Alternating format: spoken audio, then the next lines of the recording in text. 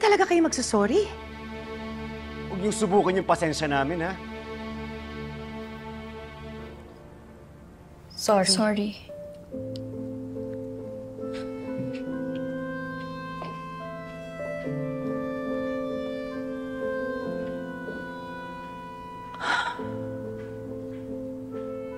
Nakita mo yun? Sa tingin mo, kailan magkakabati yung dalawang yun?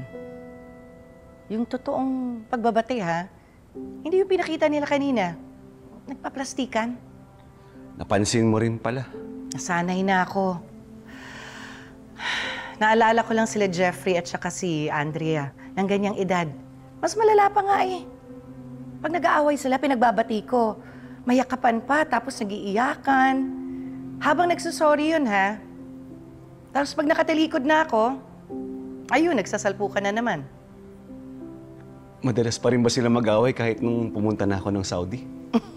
Halos araw-araw.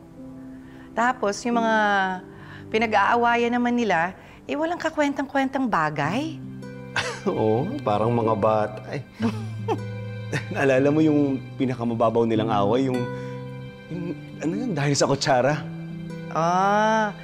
Yung natabig mo sa mesa, tapos pinapapulot mo sa kanila. Tapos walang may gusto. Diba? Tapos ayun, nagkakakulitan na, ayan, nag-away na. Oo. Sigawan, nagsumbatan pa sila nun, tapos naglabasan ng sama ng loob. Tapos nung pinagalitan mo, ako sabay pang naglayas, di ba, nang walang kaalam-alam. Hindi nila alam pareho. Tapos, nung nagkagulatan na lang sila, di ba, nung dahil kay... Sabay silang dumating doon sa bahay ng Ninong Abel niya tsaka Ninang Pas.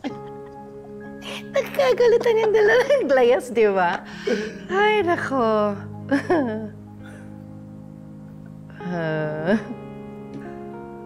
Nakakamiss, no, Pelma?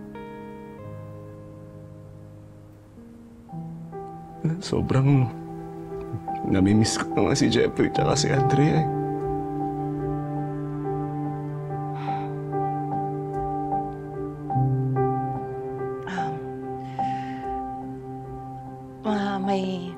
May gagawin pa ako sa office. May aasikasuhin pa kasi kami ni Paz.